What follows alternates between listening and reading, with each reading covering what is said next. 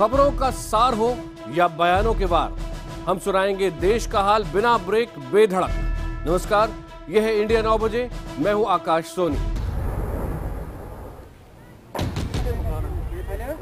सरहद यानी धरती के सीने पर खिंची वो लकीर जिसने 68 साल पहले एक घर के 2 टुकड़े कर दिए। आजादी के 68 साल बाद भी सरहद की ये लकीर दुश्मनी की लकीर बनी हुई है।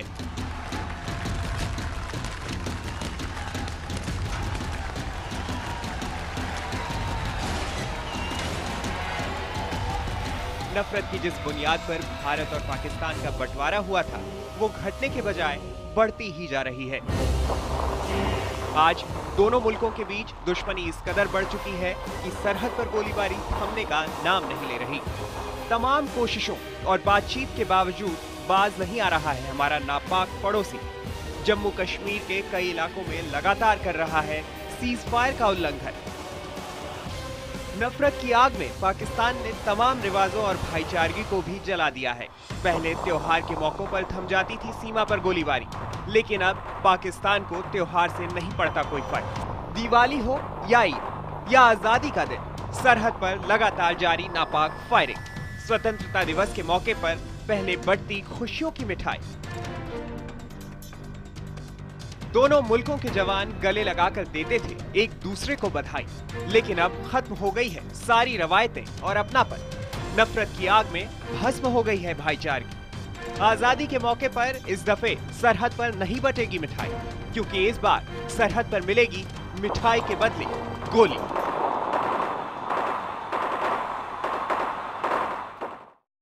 कल 15 अगस्त है। देश की आजादी की 69वीं सालगिरह। हमारे पड़ोसी मुल्क पाकिस्तान ने आज यानी 14 अगस्त को अपना स्वाधीनता दिवस मनाया। यह ऐसा मौका है जब दोनों देश खुशियां मनाते हैं अपने अपने स्वाधीनता दिवस की, लेकिन इस बार माहौल अलग है। हर बार की तरह इस बार एक दूसरे को मिठाइयां नहीं खिलाई जा रही। इस बार सरहद पर दोस्ती नहीं बल्कि दुश्मनी के बादल छाए हैं। पाकिस्तान की तरफ से भारतीय पोस्टों को निशाना बनाकर लगातार फायरिंग की जा रही है। पाकिस्तानी जवान सरहद पर बसे जो गांव हैं वहां लोगों को निशाना बना रहे हैं।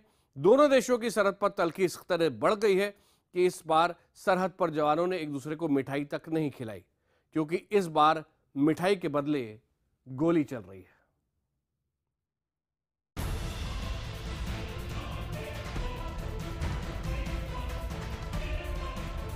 शनिवार को 15 अगस्त है, देश की आजादी का दिन। लेकिन जम्मू के पुंछ सेक्टर में सीमा पर बसे गांव वालों के लिए आजादी के दिन का कोई मतलब नहीं। आजादी के 68 साल बाद भी उन्हें अमन चैन की जिंदगी मयसर नहीं, और इनकी इस मुश्किल की वजह है पाकिस्तान। आमतौर पर त्योहारों के दिन और स्वतंत्रता दिवस के मौके पर सरहद पर सीमा पार से फायरिंग थम जाती थी, लेकिन इस बार सरहद पर नफरत का ये आलम है कि स्वतंत्रता दिवस के मौके पर भी पाकिस्तान फौज की फायरिंग जारी रही। पुंछ सेक्टर में कई चौकियों को निशाना बनाकर रात भर पाकिस्तान की तरफ से फायरिंग होती रही। बीएसएफ के जवानों ने भी इस नापाक फायरिंग का मुंहतोड़ जवाब दिया, लेकिन सरहद पर बसे गांव वालों का कहना है कि पाकिस्तान फौज की गोलीबारी ने उनकी जिंदगी मुहाल कर दी। सुबह से छुप कर बैठे हैं, ना माल मवेशी का कोई चारा, ना घास कटने का चारा, छुप के बैठे हैं। ना बच्चों को स्कूल भेजने के लिए बैठे हैं, बच्चों को कैसे भेजें स्कूल, पाकिस्तान की फायरिंग शुरू है। सरहद पर बिछी नफरत का ही असर है कि भारत और पाकिस्तान के जवानों ने एक दूसरे को मिठाइयां नहीं बांटी। 14 अगस्त को हर साल अटारी में वाघा बॉर्डर, पुंछ के चक्का दिबाग और आरएसपुरा के ऑक्ट्रॉय पोस्ट पर कार्यक्रम होते थे।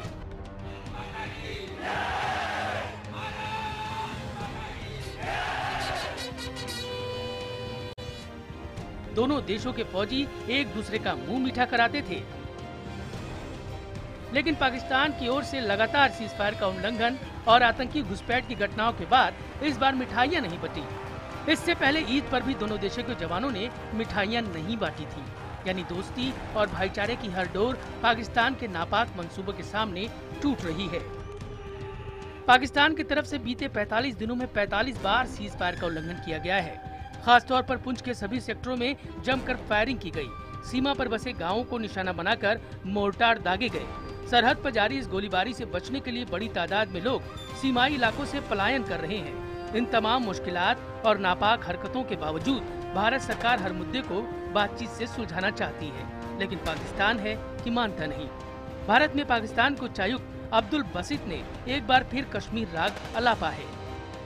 जम्मू और कश्मीर का जो मसला है वो हम मुज़ाकरात से उसको हल करें, और ये बात ये अपनी जगह यकीनी है कि जब तक कश्मीरियों को उनका हक़ खुद इरादियत नहीं मिल जाता, पाकिस्तान उनकी हिमायत जारी रखेगा।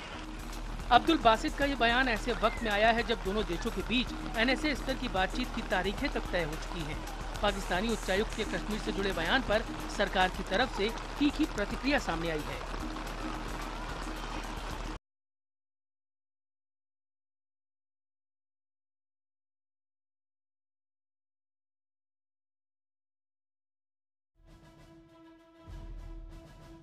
कि पाकिस्तान के राष्ट्रीय भारत में आकर चर्चा करने की तिथि बताई है, इसके अलावा मुझे कुछ नहीं कहना है। कोई क्या प्रतिक्रिया करता है, हमारा स्टैंड जम्मू कश्मीर के बारे में बहुत ही स्पष्ट है। जम्मू कश्मीर भारत का अभिन्न अंग है। हम जितने पड़ोसी देश हैं उनके साथ अपनी दोस्ती और घनिष्ठ कर रहे हैं, उनको सहयोग और जबरदस्त रूप से दे रहे हैं ताकि हम सब साथ मिलकर चल पाएं। अब ये पाकिस्तान के ऊपर है कि वो किस तरह से अपनी बात भारत तक रखता है। Befitting reply will be given, बख्शा नहीं जाएगा। और जहां तक बातचीत का सवाल है, इस पे MEA के स्पोक्स पर्सन बताएंगे।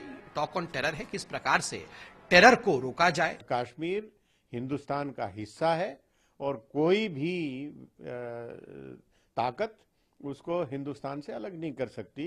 इसलिए उनको, पाकिस्तान के लोगों को अपनी जहनियत को साफ करना चाहिए और पाकिस्तान की तरफ से हिंदुस्तान के मामलों में अनावश्यक हस्तक्षेप ना करें।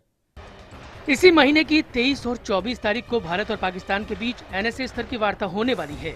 इस दौरान भारत सीज फायर के उल्लंघन, सीमा पार से घुसपैठ और हाफिज सईद समेत तमाम मुद्दे उठाएगा। पाकिस्तान ने भी अपना डोजियर तैयार कर लिया है। पवन शर्मा, जम्मू, IBN 7। अब बात विवादों के भंवर में फंसी राधे मां की। Mumbai police Kandivali police station में आज राधे मां से 4 घंटे 42 मिनट तक पूछताछ करती रही। राधे मां तकरीबन 12:15 बजे कांदिवली पुलिस स्टेशन पहुंची, जहां उनसे लंबी पूछताछ की गई। पहले 1 घंटे में उन्होंने पूछताछ में सहयोग भी किया, लेकिन सूत्र ये बता रहे हैं कि इसके बाद वो सवालों के जवाब देने से कतराने लगी। कांदिवली थाने में क्या हुआ, 4 घंटे 42 मिनट तक क्या क्या सवाल पूछे गए, देखिए हमारी इस विशेष रिपोर्ट में। खुद को देवी का अवतार बताने वाली राधे मां जब पूछताछ के लिए कांदिवली थाने के लिए निकली तो बहुत कुछ बदला था। ना ही उनके चेहरे का श्रृंगार पहले की तरह चमक रहा था और ना ही हाथ में फूल था।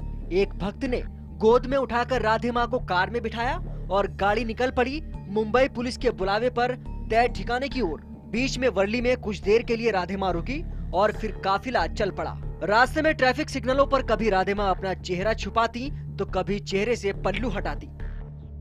कांदिवली थाने पहुंचने के बाद राधे मां को जमीन पर अपने पांव रखने पड़े।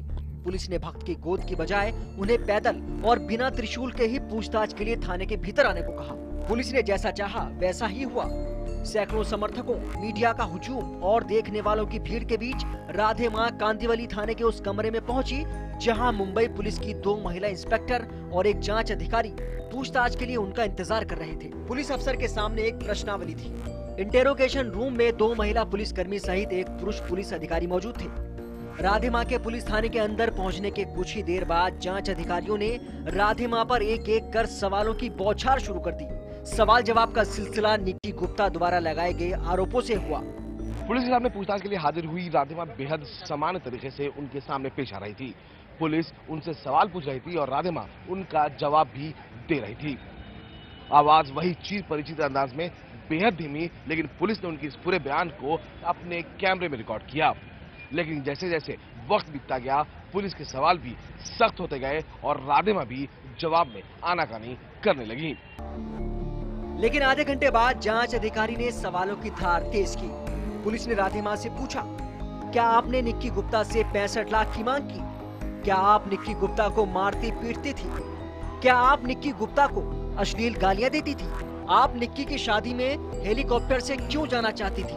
क्या आपने निक्की को कहा था कि वो अलग फ्लैट लेने के लिए अपने पिता से पैसे मांगे? आपके पास इतनी संपत्ति कहां से आई? जिन आलीशान गाड़ियों में आप घूमती हैं, वो किसकी है? आपकी या किसी और की? क्या आपकी माता की चौकी में अश्लीलता होती है? क्या पूजा के दौरान अश्लील नृत्य किया जाता है? क्या आप अपने भक्तों का चुंबन लेती हैं? इन जैसे कई और सवालों को सुनने के बाद राधे माँ के पसीने छूटने लगे। राधे माँ के चेहरे पर परेशानी साफ झलक रही थी। पूछताछ के दौरान राधे माँ करीब 10 बार वॉशरूम गई। पूछताछ के दौरान राधे माँ करीब 3:15 बजे रोने लगी और एक बार तो बेहोश भी हो गई। घंटे भर के बाद वो सवालों के जवाब टालने भी लगी। उनके बेहोश होने के बाद पुलिस ने उनसे एसी रूम में पूछताछ की। जब पुलिस राधे माँ से पूछताछ कर रही थी, तभी हाईकोर्ट से राधे माँ के लिए खुशखबरी आई। बॉम्बे हाईकोर्ट ने राधे माँ को 2 हफ्तों तक अंतरिम राहत देते हुए गिरफ्तारी पर रोक लगा दी। लेकिन साथ ही राधे माँ को हर बुधवार को सुबह 11 से 1 बजे के बीच में पुलिस स्टेशन में हाजिरी लगाने के आदेश दिए गए।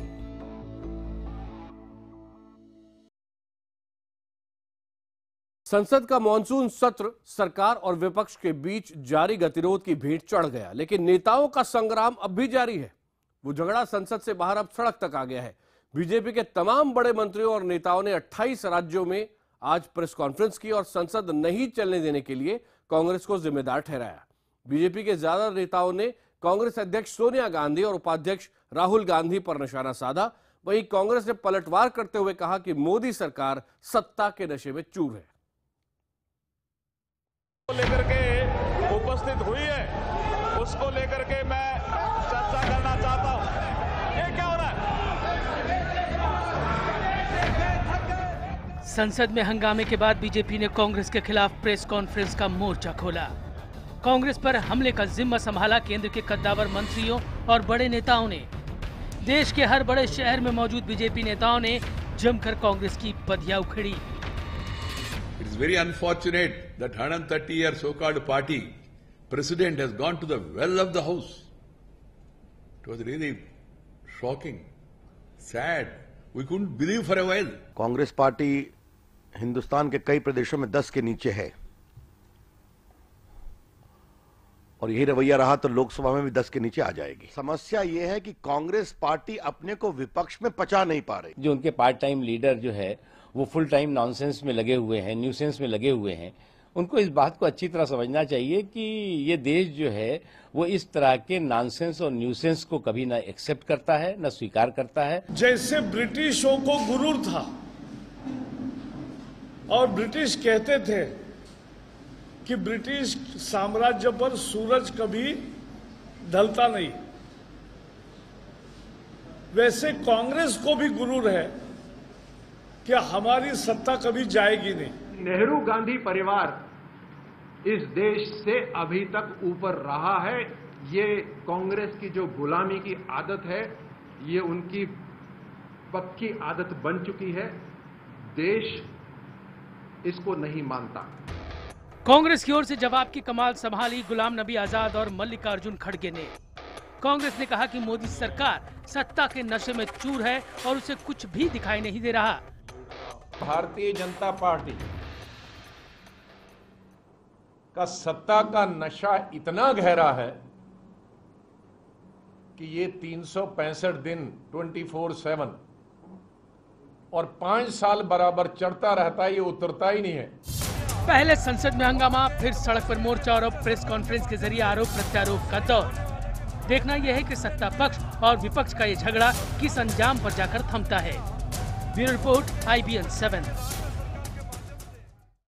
पाटलिपुत्र के महासंग्राम में आज बात लालू, नीतीश और कांग्रेस के महागठबंधन के बाद एनडीए में सीट बंटवारे पर मचे घमासान की।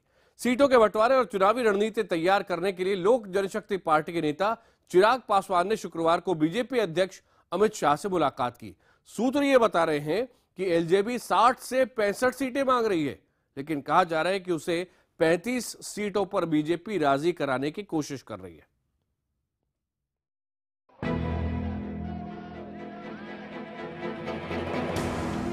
बिहार में चुनाव के लिए तारीखों का ऐलान नहीं हुआ, लेकिन सूबे में राजनीतिक सरगर्मी बढ़ गई है। लालू नीतीश कांग्रेस महागठबंधन ने आपस में सीटों के बंटवारे का ऐलान कर बढ़त ले ली है। जाहिर है कि विरोधी एनडीए गठबंधन भी इस दिशा में सक्रिय हो गया है। एनडीए की साझेदार एलजेपी के नेता चिराग पासवान ने शुक्रवार को बीजेपी अध्यक्ष अमित शाह से मुलाकात की। सूत्रों की माने तो एलजेपी सूबे में 60 से 65 सीटों पर चुनाव लड़ना चाहती है। इसके अलावा एलजेपी को उन नेताओं पर भी एतराज है जिन्होंने कुछ समय पहले एलजेपी छोड़ी थी और अब बीजेपी में शामिल हो रहे हैं।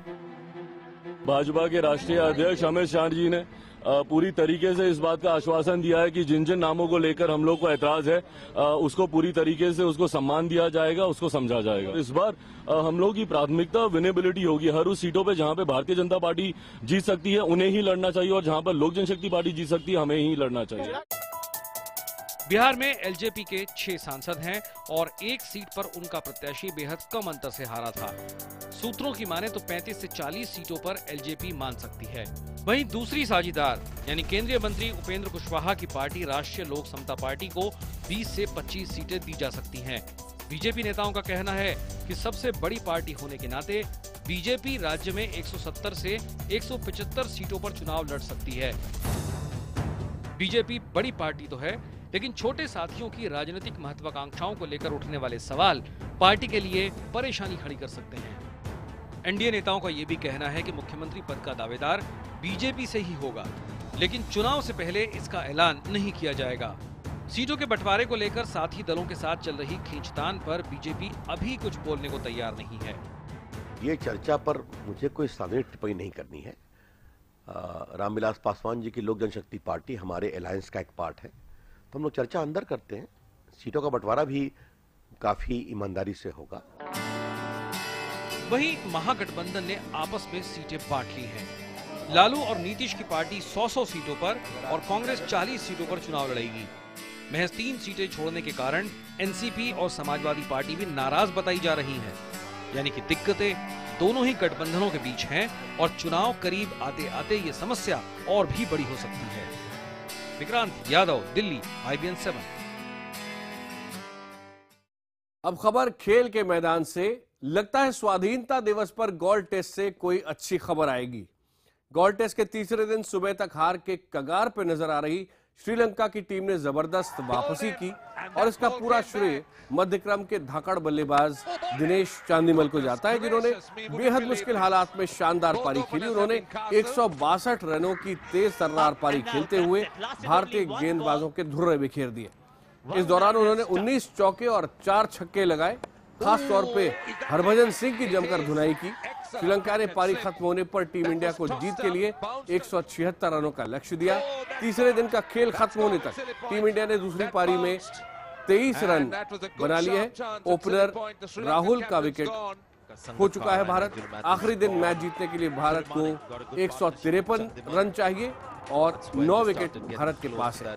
वैसे गॉल में कभी भी किसी टीम ने चौथी पारी में इतने रनों का पीछा करते हुए मैच नहीं जीता है। देखना यह है कि क्या स्वतंत्रता दिवस के मौके पर टीम इंडिया देश को जीत का तोहफा देती है। Blending innings coming to play. Finger goes up and they've got the wicket that they wanted.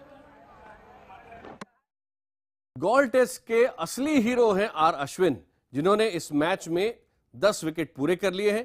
पहली पारी में 6 विकेट लिए थे और श्रीलंकाई पारी को जल्दी समेटने में उनकी अहम भूमिका थी। दूसरी पारी में 4 विकेट लेकर वो भारत के सबसे सफल गेंदबाज बने और अजिंक्य रहाणे के नाम एक वर्ल्ड रिकॉर्ड बन गया है। रहाणे ने गॉल टेस्ट में कुल 8 कैच पकड़े। टेस्ट क्रिकेट के इतिहास में एक ही मैच में किसी ऐसे खिलाड़ी ने, जो कि विकेटकीपर नहीं है, इससे ज्यादा कैच इससे पहले कभी नहीं लिए। इससे पहले का रिकॉर्ड 7 कैच का था, जो Greg Chappell, Stephen Fleming, Hashan Tillakaratne, Matthew Hayden और यजुवेंद्र सिंह के नाम था।